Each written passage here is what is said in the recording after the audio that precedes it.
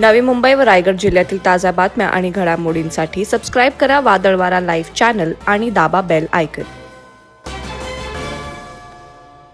रत्नागिरी तालुक्यातील जयगड जवळ नांदिवडे येथे पत्नीनं 64 वर्षीय पतीची हत्या केल्यानं मोठी खळबळ उडाली आहे। नांदिवडे येथील सुरेश धोंडू पडवळ यांचा शुक्रवारी सकाळी पत्नीनं धारदार हत्यारानं खून केल्याची खळबळजनक घटना घडली आहे। या घटनेनं अवघं रत्नागिरी हादरलं।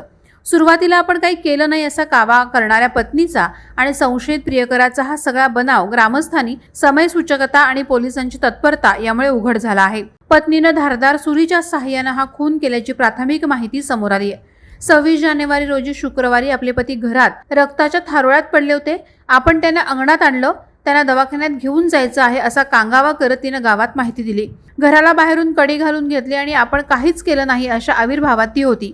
या सगळ्या प्रकारांना ग्रामस्थांना संशय आल्यानं त्यांनी तात्काळ पोलिसांकडे संपर्क केला। काही वेळातच पोलीस यंत्रणा डॉग स्क्वॉड सहित घटनास्थळी दाखल झाली।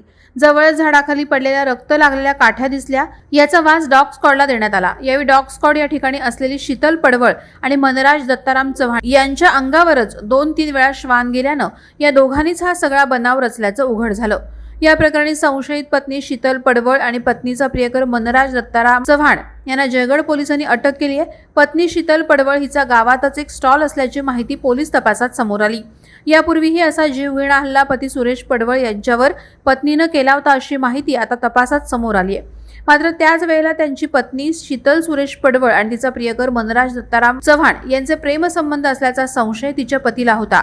यावरून घरात सातत्यानं भांडणं सुरू होती। याच रागात शीतल पडवळने निर्दयीपणे खून करत सुरेश पडवळ याचा काटा काढल्याची प्राथमिक माहिती पोलीस तपासात समोर आली आहे। जयगड पोलिसांनी संशयित आरोपी शीतल पडवळ आणि मनराज दत्ताराम चव्हाण मुक्काम पोस्ट नांदिवडे भंडारवाडा यांना ताब्यात घेतलं असून या दोन्ही आरोपींवर गुन्हा दाखल केलाय।